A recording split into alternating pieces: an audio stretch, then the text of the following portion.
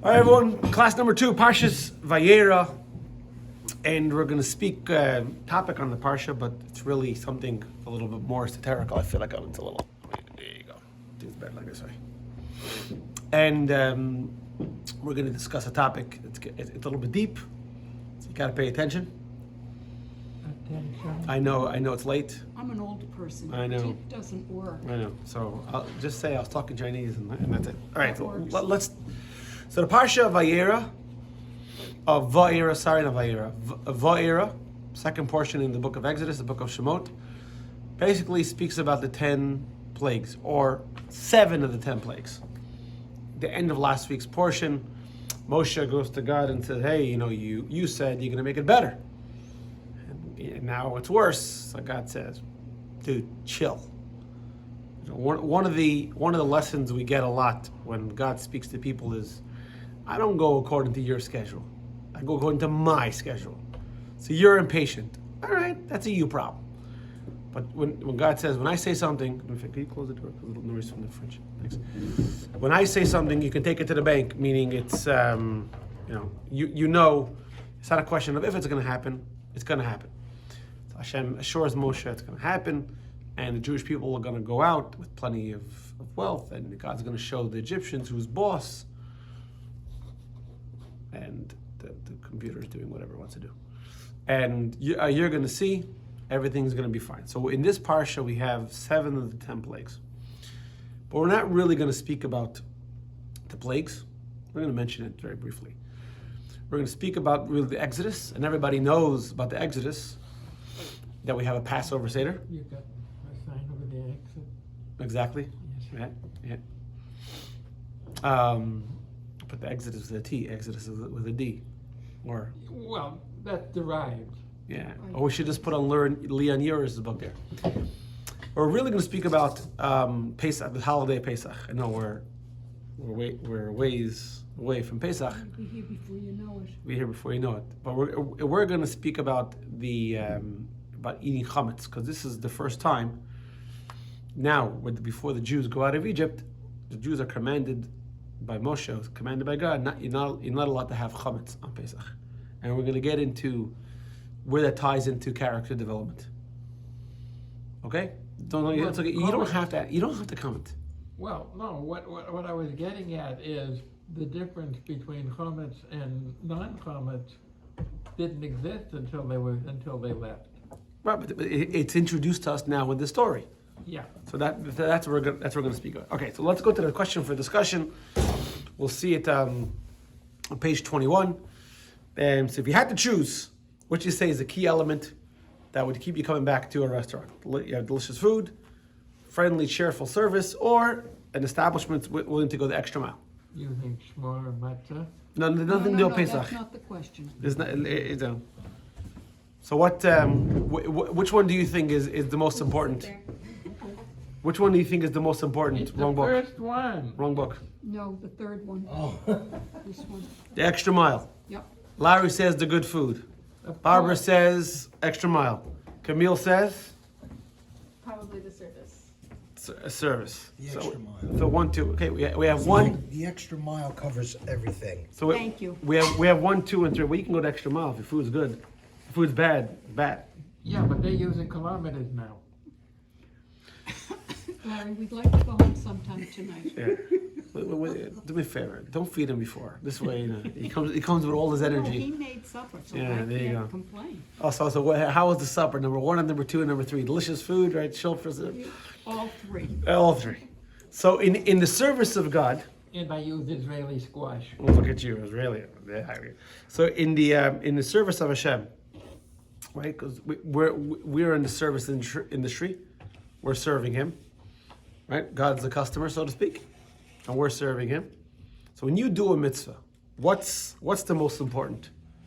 That you do it correctly, that you do it with joy, or that you go the extra mile? The extra mile, because that includes all through. No, but what's primary? Obviously, you have to do everything. The question is which is primary. See, you should have learned by now that it's never one or the other.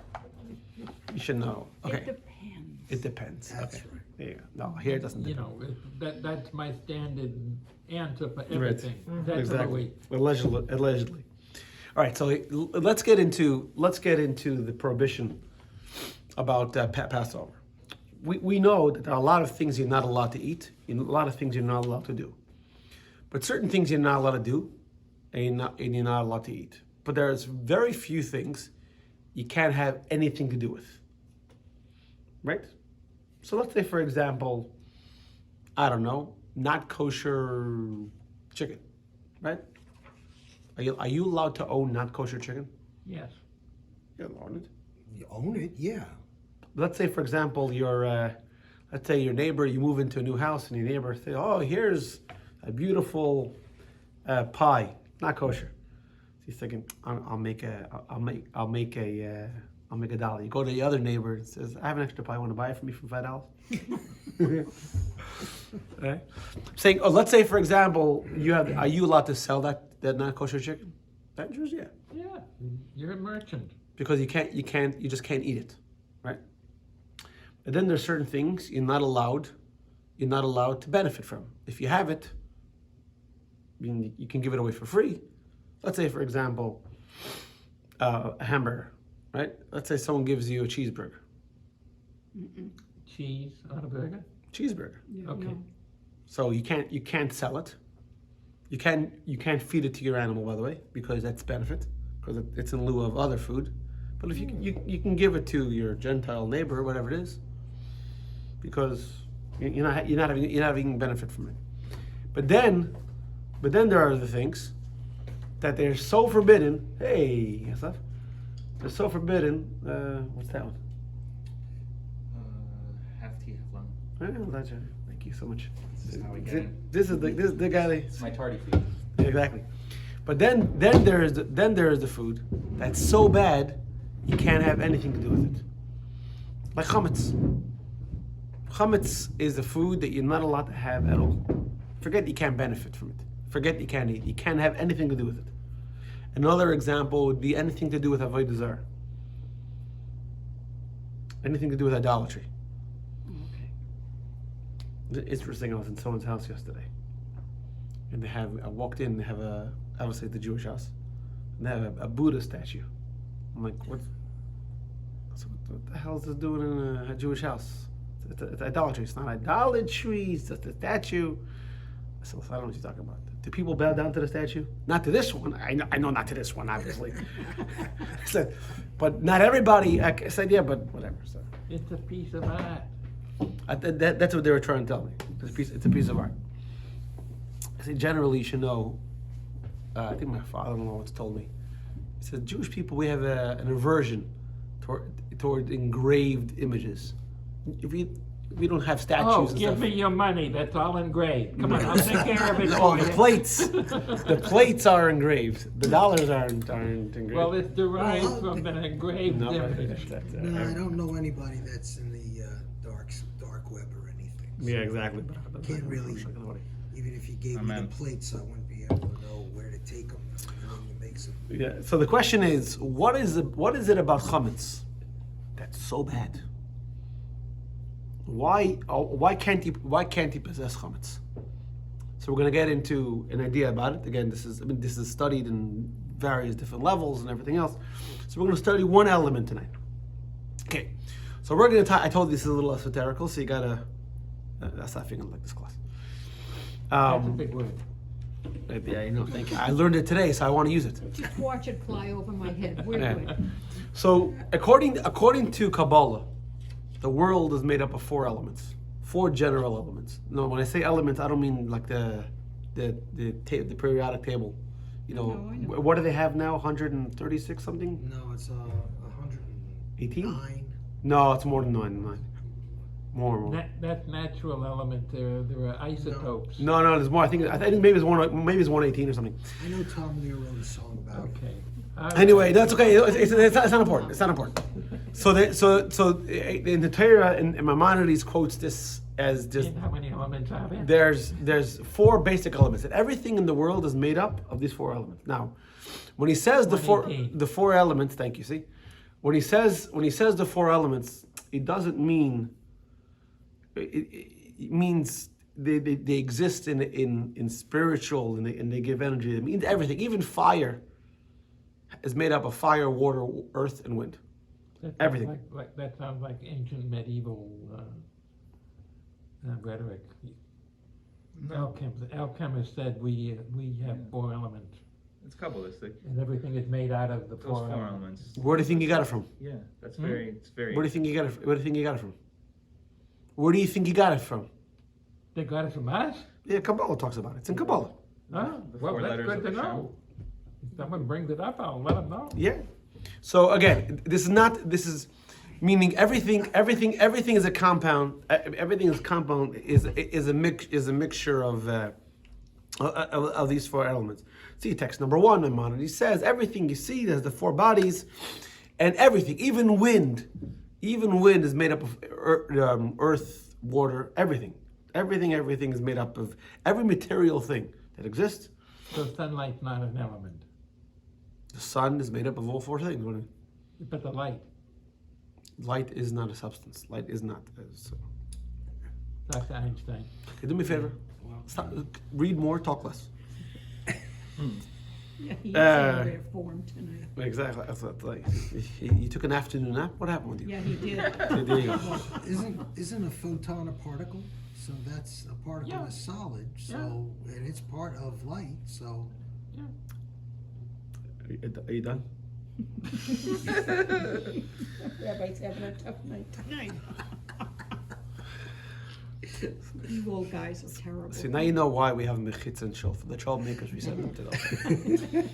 But they All right. stay on your side, that's Okay, so we're not referring over here to atomic energy and building blocks and photons and neurons and electrons and whatever it is. Don't Hey. forget the Higgs boson. Yeah, don't forget. I didn't forget. All right. So now, someone wrote a letter to the Rebbe. So why these four elements? Like, how do you get to these four? This was a letter the Rebbe replied in 1958. Now, just by the way, a little qualified. The Rebbe was, aside from a Torah giant, he was also was a scientist. He was an engineer. He was a scientist. What was this field? Electrical engineering. electrical engineering. Yeah, but the Rebbe was a Renaissance man. The Rebbe knew everything about everything. Well, as electrical engineers, we have to learn about everything to start with. Yeah, We don't so understand I'm glad. electricity, So but- I'm glad you put yourself on the same. But I'll tell you a story. A guy who was in archaeology. He came and he wanted to show the Rebbe some research he did, and he thought, "Was the Rebbe know about archaeology?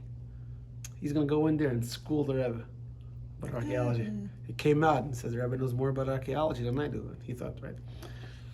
Now, by the way, we found out after Rebbe's wife passed away that she was his lead research. Assistant. Yeah, I mean, she learned a crazy amount of newspapers and medical journals and different things came to the house, and she would look at them and she would make sure that the Rebbe was kept up to date with the. Mordechai, can I just quickly? Yeah. Is there any connection between the four letters of Hashem and the Yeah. four? Yeah. But That's exactly what it is. If you can, without taking you off tangent too much, how is it the two hays? You're asking which one is which. Well, is the hay, because there's two hays, so which one is which? Well, there's the Yud K, there's Yud and Hey and Vav Hey, and then there's also Adnai. That means we're learning this. We're going to learn this. Are we in Tanya. getting there in this week? Right. Not really. Basically, there is a godliness goes through many transitions before it's experienced here.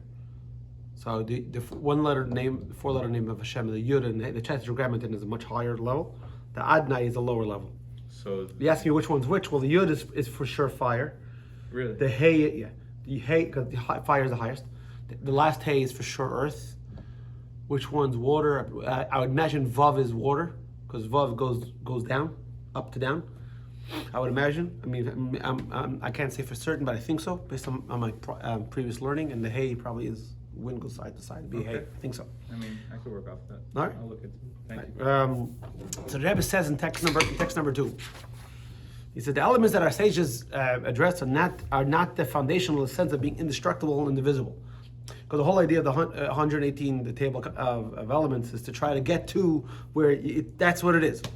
It's indivisible. They're foundational in the sense that everything that exists is comprised of them. They are also relevant in chemical elements.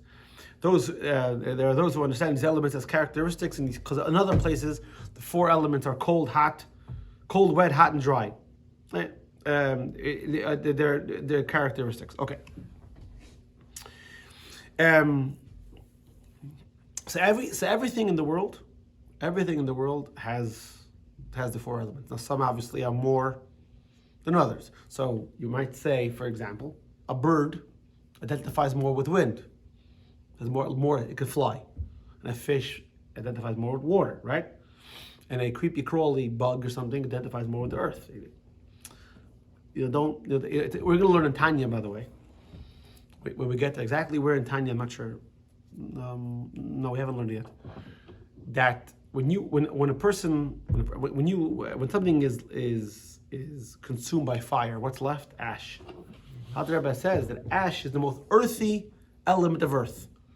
Meaning, after it burns, the fire, water, and wind of it have evaporated, have ceased, have separated, and the only thing left is Ephah, which is the ash. The ash is the most earthy element of earth. Fundamental. Yeah, but it still has in ash. It still has the other elements. I cleaned my oven last night. It's all was left was ash. So basically, last night's dinner. Yeah. Now, Yeah, he spilled it. there you go. Okay. But I got it cleaned up. So now, without getting too Kabbalistic and esoterical. So the four elements, the four categories, right, the four separate things stem from one general category. Does that make sense? Yes? Yes. The four elements, Eish, Mayim, Ruach, Afar, water, fire, earth, and wind, stem from one general category, right? Is that's the before it breaks into four. It's one general, Okay. right? So you take text. Maimonides writes in text number 3. He writes, "There's a fifth general element that encompasses all four. Unlike the four elements that emerge from it, the fifth element has no physical definition." Okay. So now basically, I think there should be a table here. Okay, so now, sorry, there should be a slide. So basically, everything exists in 3 stages, in 3 forms. You have the stage where it exists in its source. Yes? With me? If you have any questions, please ask and I'll shut you down. Then you have the more defined state, right? Where it's a potential for fire. So the 4 elements is potential for fire, potential for water, potential, right? It's not actual fire. Because the physical fire, touch hot, ow, caveman, that fire has earth, water, wind in it as well.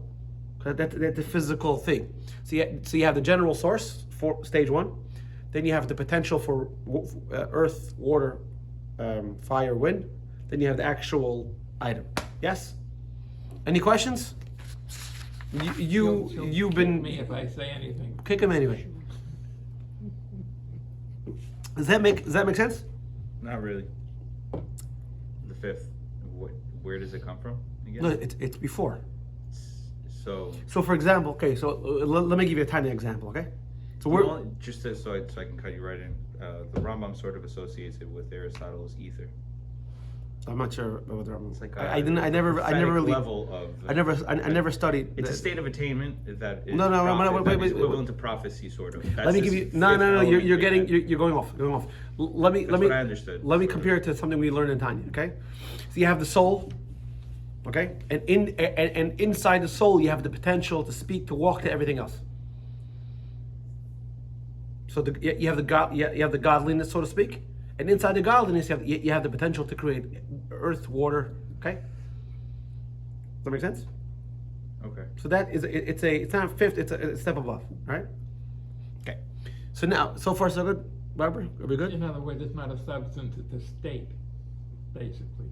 Well, the substance is the last thing, because even the four elements are not substance. It's the potential to create fire, but it's sort of, it's the source of fire. Heat, oxygen. Yeah, exactly. Okay, so now let's get back to what we're talking about. So before we said, we're talking about different things you're not allowed to do. We said there's the food you can't eat, right? Not kosher chicken. You can't eat it, but you can have it. Then you have the food you can have, but you can't benefit. I mean, there's no law in owning meat and milk together. Actually, that's a bad example. I shouldn't say that. Because there's a problem. Because it comes from kosher places. Let's If it's kosher cheese, kosher hamburger, you can't mix them together. right. I'm saying. So let's say, for example, let's say for example, let's say a Jew, God forbid, for whatever reason, didn't sell his chametz on Pesach. Okay, you're not allowed to benefit from that chametz. I mean, you can have it with you until you. Right? There's certain things you can't benefit from, but you're allowed to have. Let's say, for example, something to do with idolatry, right? Something that was used or commissioned or dedicated for idolatry. You can't benefit from it, but if you have it in your house, there's nothing wrong with having it in your house. I mean, ultimately, you have to destroy it because you can't do anything with it. But there's nothing wrong with having it. And then you have chametz. Chametz, chametz is like chamas. You gotta get rid of it. Okay, just as a concrete example, Yeah. I own my house, I own everything that's in it, in this chametz in my house, but I leave the house for the holiday. But you sell your house. You don't own your house on Pesach. No, what I'm saying is, I own it, No, you don't. but I don't benefit from it. No, you don't. No, you don't. You sell the chametz in your house. Okay. That means a Gentile. But what if I don't sell it? Then you would have to destroy all your chametz in your pots and pans. You don't have to burn down your house. By the way, I'll tell you a story. There were these two chassidim, I think of the Rebbe Rashab, who they owned a beer factory. Now we know beer is chametz like 101, right? Barley, yeast, right? So each one thought that the other one took care of selling the factory for Pesach. They come to Shul on Friday on first night of Pesach, and to the dismay, they realized that no one sold, no one did it. You know, Both forgot. each one thought the other one was going to do. Yeah. So they're devastated because it's a terrible prohibition. Yeah, they did it by mistake. It's still a terrible Vaeira to possess chametz.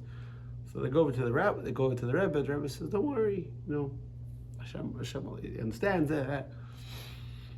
That night, a massive fire breaks out in the beer factory, and the whole beer factory is up in flames. They call them. They go call them because their whole life investment is just burning, and everyone in the town thinks these people are going to be devastated because the factory is burning down. All of a sudden, the guys break out into dance. Yeah, the factory is burning down. No chametz, and it's all they're all happy, right? Hey, Mr. Help them burn down the factory. Right? All right. So on Pesach, for example, you sell the chametz in your house. I mean, according to the law, and it's in the contract. If you read the contract, a Gentile can walk into your house. Doesn't, but he can walk into your house, go eat your cereal, use your pot. It doesn't belong to you. It belongs to him. Now, he's not going to because. There's just too many in his possession. Exactly. What are the odds? And also, the Gentile that we sell the chametz to is all the way in South Beach. So there's like a million other kosher households.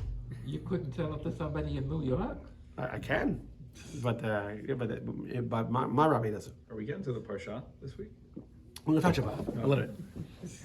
A little bit. I was worried that I missed some of it when I came. Yeah, exactly. We did okay. Parshat over. All right. Yeah. So now, the same thing is like this. So why is the food? We're going to get into the three forbidden food. Why is the food forbidden? So if you guys who will come to the Tanya class, if you remember in chapter 8, the Alter Rebbe writes in chapter 8, you see text number 4, why is it? Because the godliness inside is tied down.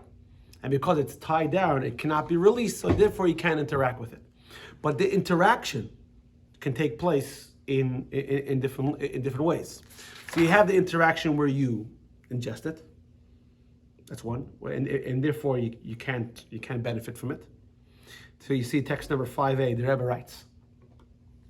So when we eat something, we benefit from it, from the finished form, the edible form. We don't interact with the elements that form the food. Right? So for example, you go to a restaurant. You don't care how the guy makes the hamburger. You want the hamburger, right? When you eat, you don't care about anything else. You care about the finished product. So therefore, there's a level of impurity which you can interact with it. You just can't ingest it. Because it's the elements in the finished form that's a problem. Then you have the things that are a little bit more impure. So let's say, for example, you're the chef. It's not just you don't just get a benefit from the taste of the food. It's how you create. I ever told you one of my PTSD stories? I made a sandwich, my brother stole the sandwich. Oh my God. Huh? You love that story. I told that story, yeah. Yeah, that really You is. didn't tell me that story. It's one of my PTSD stories. Hey. So one time, I think it was a football game. So I sit down, and I didn't make a sandwich. I took the light and how I made the sandwich. It was a beautiful sandwich, and I go sit down by the couch, the bed, whatever it was, wherever the TV was, to watch the game. My brother's like, "It's a nice sandwich." He takes the plate away from me. Now go make yourself a sandwich. You're so emotionally distraught, you can't even say a story. I know, right? It still bothers you. Exactly. Deep down, it's like, I need you're therapy. stumbling over the words. I need therapy. My Stop sandwich. it. Let's give him a hug, guys. Exactly. Or a sandwich. Stop. So What if you're crying? yeah, exactly.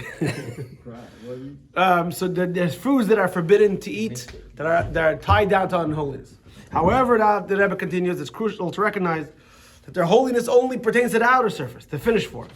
The individual elements that constitute the food item, those associated with potential benefit, are not inherently unholy.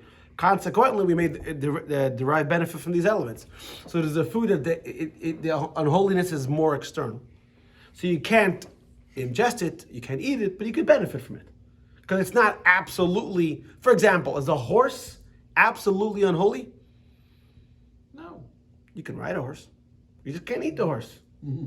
I heard on the radio somewhere that somewhere in the world that they want to outlaw dog meat.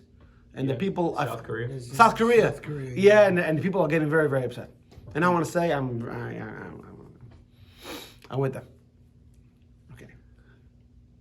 Hey, if they treated pigs like dogs, then would they eat pigs?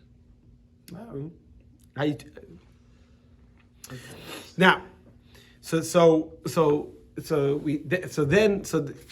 now we have we have a level of food of unholiness, right? That's a little bit more strong, and therefore you can't have any possession.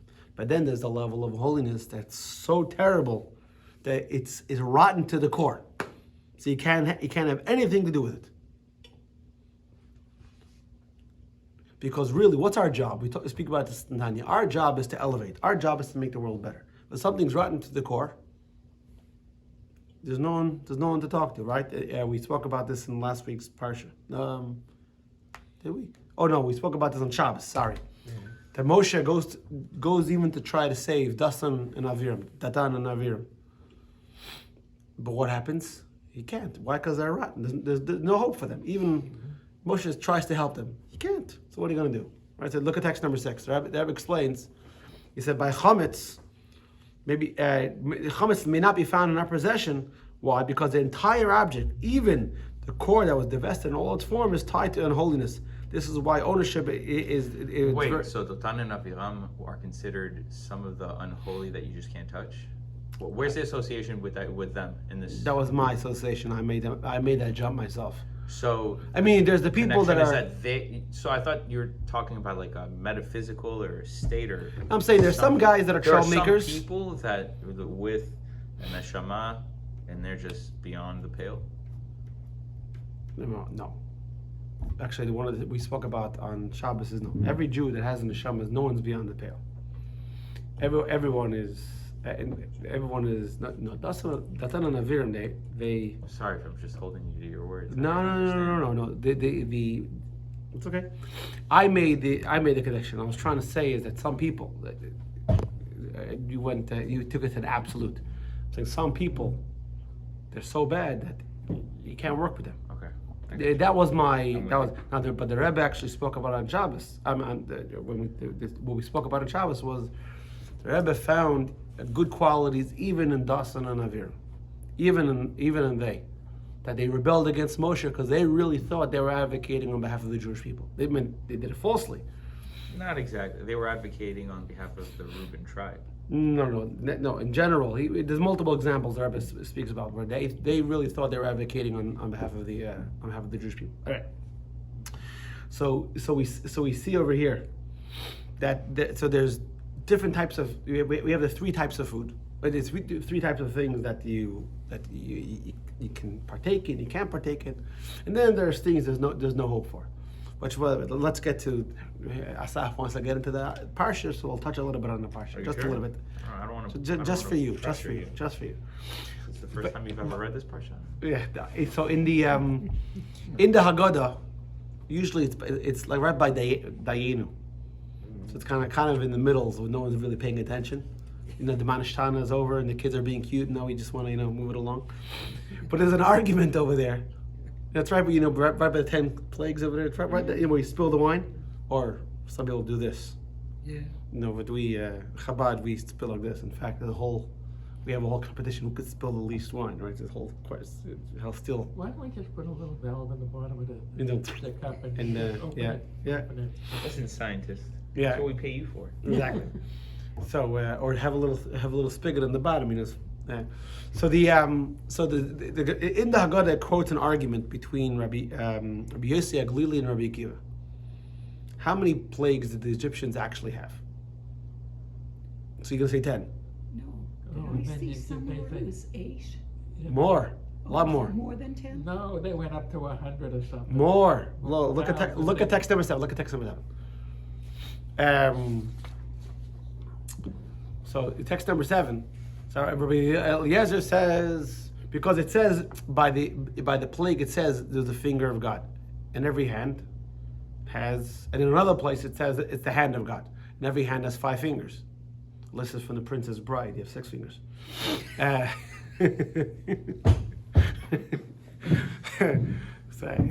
forgot his name. There were so many names involved. I forgot his name. So Diego.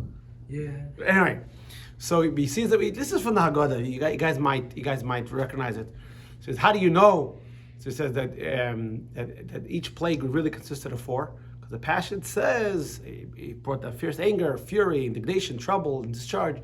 And thus you know that in Egypt they were struck by 40 plagues, because 10 times 4 is 40, right? Right. Yeah. And then by the sea, it's 200. Why? Because if 40 times 10. Is that right? No, that's 40 times 10. Sorry, 40 times 4. 250. Sorry, 40 times 4. Oh, well, that's 160. 40 times 5. Sorry, 5, right? Each, 200. And then Rabbi Akiva. You want to use my calculator? Yeah, thank you. And Rabbi Akiva does the same. It was 5. 5 times 10 is 50. Then 50 times 5 is 250. So now what's the heart behind the argument? What's the whole what's the whole thing? Why did Rabbi Eliezer say 4? Rabbi Akiva say 5? Because Rabbi Eliezer says the 4 elements, Eshmaim, Ruach, Hafer, right? Rabbi Akiva says no, there's a 5th element, a level higher, right? Because that's where they got punished from even a much higher level. So there you have it. You tie into or to get really esoterical is, the question is, how rotten were the Egyptians? Meaning, In most houses, during the 10th plague, more than one son was found dead. Well, that's because the Egyptian woman didn't know how to keep their pants on. I think that's like one of the examples that I've read. Yeah. Rabbis referred to is how But- much sin there was. But let's talk about why did God bring the plagues? And then we got to talk about the Parsha a little bit. Why did God bring the plagues, by the way? No? This is where you guys answer. He was replicating the path of war that kings. That's what the Medrash said. That's why he brought those specific plagues. But why the plague? What was the purpose of the plagues? To soften Pharaoh's heart, It's hardened. He was hardening the heart. But let me ask you a question. You think God needs Pharaoh's permission? You think God needs Pharaoh's permission to let the Jewish people go? Let's say God says Jewish people go, and Pharaoh says no. Who do you think is going to win that argument? Then he says, "You, Pharaoh, are now dead." And that's the end of it. You know, the whole conversation doesn't make sense. God says, "I'm going to wait until Pharaoh says yes." Since when does God need a man's permission? So what's the purpose of the plagues? To demonstrate Demonstrate what? the power of the Who- Almighty. To wipe out the 10 gods, there was like a hierarchy also in the gods that were ruled, and each But that one was the to undo stage. the god. That was the stage. But basically, the idea was the Egyptians believed in multiple gods, right? Well, not only the Egyptians. Everybody believed in multiple gods, or multiple powers. And Moshe comes to power and says, "Listen, no, you got it all wrong. There's only one guy. He's in charge of everybody. But it can be. It can be. Yeah, I know you have a hard time, but there's only one God. He's in charge of the sun. There's no Ra. There's no Nile God and sheep God. There's all one guy. Not even the cat. Not even the cats, right? Or the half humans and half eagle, whatever they call them, you know. Right? The Egyptians were totally flummoxed by this kind of idea. What do you mean? How could that be? So God says, okay, I'll show you. The purpose of of course God can prove he's a boss. But if he just would have done it in one snap, the idea would have been that my God is stronger than your God. That's really, you know, my tati is stronger than your tati. That's kind of it. That's not what Hashem was trying to demonstrate was that there is only one guy. All those other things don't. So the question is, how thick were the Egyptians? Or how sunken into their state of mind were they? How rotten were they? How anti-godly were they? So according to Rabbi Eliezer, they were rotten at their level, you know. So this way they had to be cleansed at the 4 level. According to Rabbi Kiva, no. They had to go a lot deeper. They were rotten to the core. Their whole idea against God. I mean, in last week's parsha, what does Paro answer Moshe? When Moshe says, "Let my people go so they may serve me," what does Paro say? No, you guys weren't show this today. Not in a long shot. No. No, what does he say before that? No is not the problem. What does he say before that? You guys are complaining too much. That's after. He says, "I don't know this God. That's right. I don't know this God. That I should listen to him." Could you imagine? What do you mean? Paro believed in God? What do you mean? Paro considered himself a God? Of course he believed in God. But it was a state where, you know, the fact that God, you know, they thought God didn't exist. So God had to go through a whole education system, kind of like when you go to the army, they have to break you down before they build you back up. So he had to break him down. Okay. So now, you know, now we're talking about that, you know, all the Vaeiras and what you're not allowed to do. Let's put a positive spin. Let's turn these 4 things and 5 things into the service of God. Any questions, by the way, before we continue? No? Good.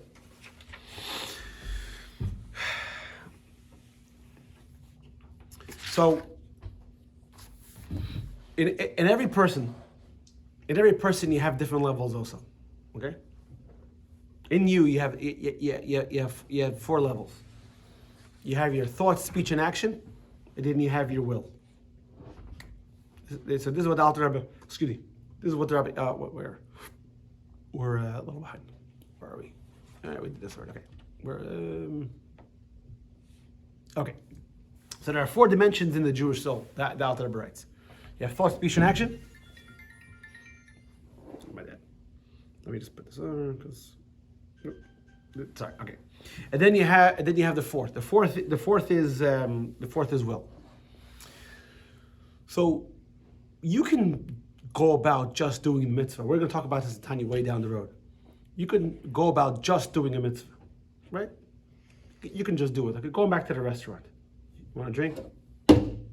Here's your drink. Keep the change, you filthy animal, right? You know, right? I mean, but that's not, or the famous joke: a guy's on a El Al flight. The flight attendant says, "You want dinner?" And he asks, "What are my choices?" She looks at him. Yes and no. Exactly. Or, right? There's a way how to do it. It means so there's doing the mitzvah, and then there's infusing your element. That means Hashem wants us to do a bunch of stuff, but how do you think Hashem wants us to do the mitzvah? Like a burden? What makes God happy? What makes a parent happy? When you're just doing it? When you're doing it because you're enjoying it. And when you do something with you're enjoying it, people aren't stupid, right? You know, when the kid doesn't want to clean up the room, fine. You know, parents aren't stupid. You get it done. Or please clean up the table. There's a way the kid to answer, sure, mommy, yeah, I'll help, right? Or, you know, hey, no going on the screen until, you know, there's a way, you know, God's not stupid. You know, he sees, so he wants us to be invested in it. So there's an article, it's a very interesting article. So you see text number 10. He says, this Doug Fisher, what's the most important? Food, service, or atmosphere? So he says, it's a loaded question. While I believe that all 3 need to be executed at a high standard, so he argues in this article here, the most important isn't the food quality. It's a service, and then environment, and then food. Because you can have great food, but if you have bad service, it won't win over bad service. But if you have good service, it can overcome subpar food. That's then you can go to some establishments where both are. In other words, service with a smile. He can serve you undercooked food or overcooked food, but he's smiling, so Exactly. You know it's got to be good. So that's what you say. Focus on great service, he says, and then focus on the ambiance, and then you make sure you have great food. So there's a story. Whether it's true or not, I have no idea, but it's a good story. That there was a guy that, you know, in the early 1900s, when people got fired for not showing up to work on Shabbos, he kept Shabbos no matter what. And even though it was very hard for him, it was very hard to feed his family, and every week, you know, sometimes every 2 weeks, because the first week he played sick on Saturday, right? You had to find a new job. It was very, very hard. And then it happened that his kids did straight off the path and didn't keep Shabbos. So he went running to the rabbi and said, "Rabbi, I don't understand. How could it be? How could it be that me, when so many other people who worked on Shabbos, and me, who I sacrificed everything to keep Shabbos, and my kids are not keeping Shabbos? Where is this fear?" So you know what the rabbi answered him? He says, "Can I be honest? Can I ask you a question you'll answer honestly?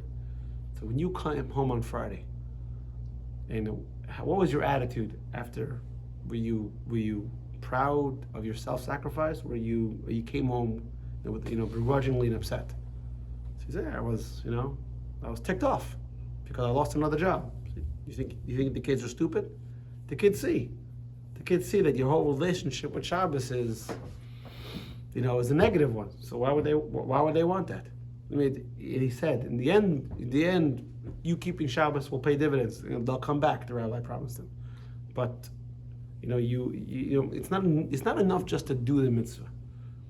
If we go about doing something with a negative attitude, the kids pick up on what's the word I'm looking for? Nuances. Not only nuance, on our attitude, on our approach.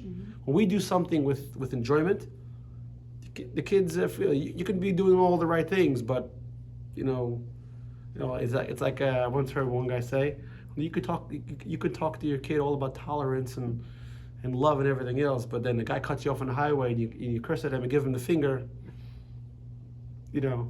All your tolerances. Saying so. It means so when we do a mitzvah, it's not just about doing the mitzvah. Fine, God, I'll put on the box, or fine, I'll do it. I'll tell you a story. I was once at I think it was Pesach at the Marlins. Pesach at the Marlins? Yeah. It was the beginning. It was the beginning. No. It was the beginning of the season. Why? They have the Jewish night. No. Wait. My brother organized those Cholamod intermediate days of Pesach. Mordechai, if your brother's organizing it, it's a Jewish night. I don't think it was officially the Jewish night in the middle of summer, but it was. It was an evening game. Enough for a minion.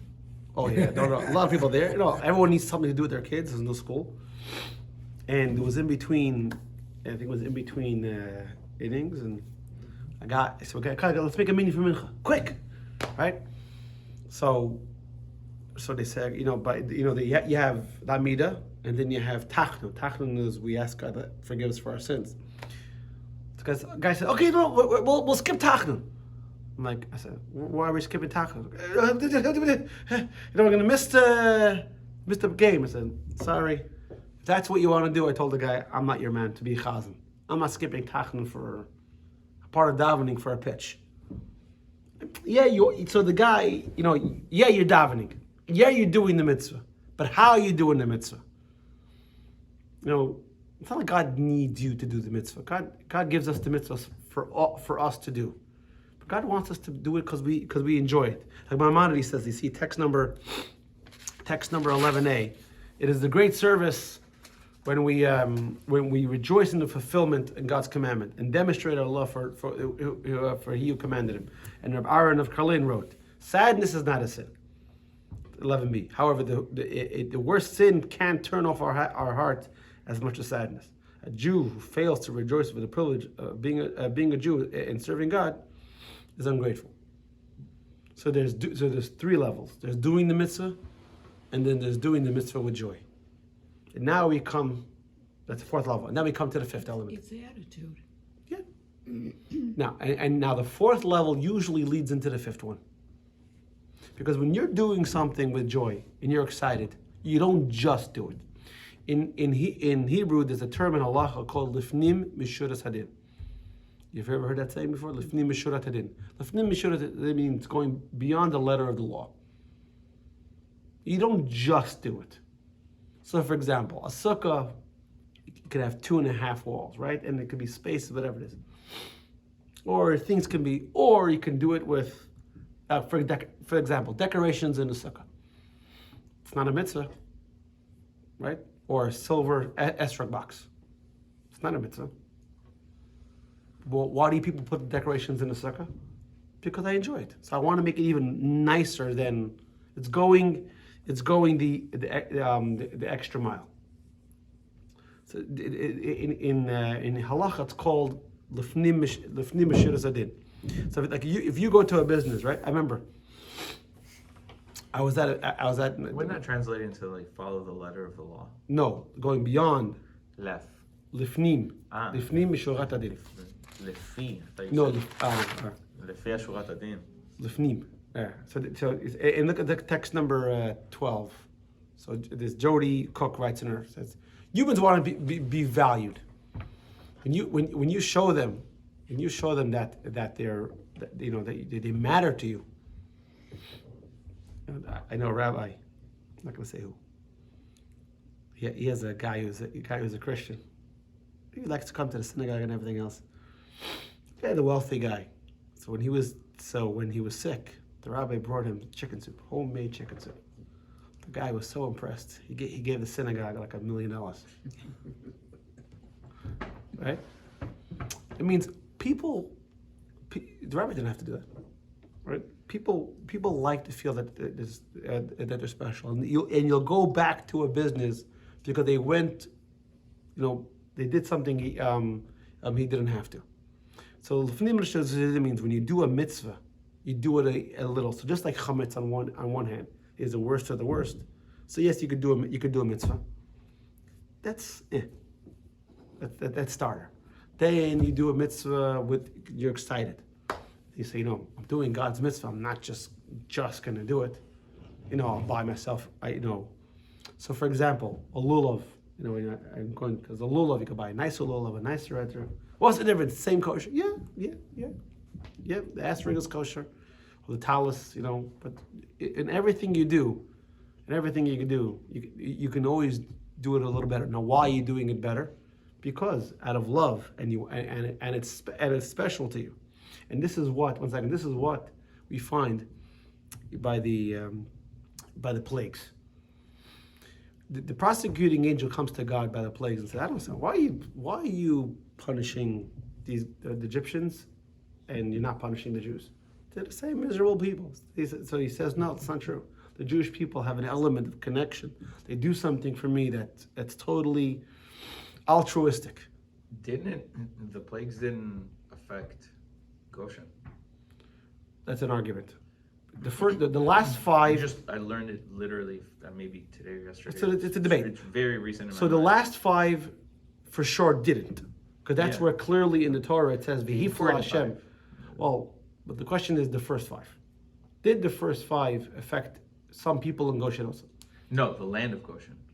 Yeah. Goshen itself didn't deal with lice. It's a debate. Some people say that the evil things. There are some rabbis saying there are some opinions that say It's all about because the demons. They were like the Egyptians would use demon magic, and that only works above a certain scale. Size of a barley. The size of a barley seed. And anything below it couldn't affect Goshen. I don't know. Right. Forget it. Yeah. Last week. So demon magic. It's not. No, not demon magic. It's like the Egyptians would use. That's why Moshe and Aaron's magic was different and would prevail. Wasn't magic. Yeah, that's exactly. I mean, but it is was perceived as magic. So basically, just to touch on what he's saying, because we're talking about the 10 plagues. And the Parshat, because we're also talking about the Parshat this week. Sorry, guys. Sorry for being a stickler. Exactly. What is the guy doing here? I know, right? Hey, I brought my can. Yeah, Drink your exactly. Spindrift. So instead of Eric, you brought a can. Eric, what happened to you? The point is like this. The point is Who's Eric? that if you know how things work, like in science, what's science? Science is knowing how the world works. When you know how the world works, you can manipulate it. So there wasn't a knowledge of nature that they had then that we don't have now. As hard as it is to believe, because we think we know everything, and don't ask me because I don't know, there was a knowledge of natural phenomenon that we don't have now. So magic is, if you know it, you can manipulate it. And they would manipulate it and show that they were in control. They were some powerful beings. They weren't powerful, they were knowledgeable. And God's trying to show them is, so for example, in the Parsha this week, when Moshe throws down the staff, and when Aaron throws down the staff, and then the Egyptians throw down the staff, and it turns into a stick. By the way, a common misconception is that Aaron, the snake, swallowed up the other snakes. That's not true. Pick the staff. The staff, Yeah. after it turned into a staff, the staff swallowed up the other staff. To show that in your manipulation, it doesn't work. But let's finish off this Parsha, non-Parsha class. This Parsha asterisk. So that means in a relationship, because this is really where the reason why it's connected to the Parsha is because in this Parsha, next Parsha, it talks about the relationship, the connection between God and the Jewish people. And in a relationship, you could just do it.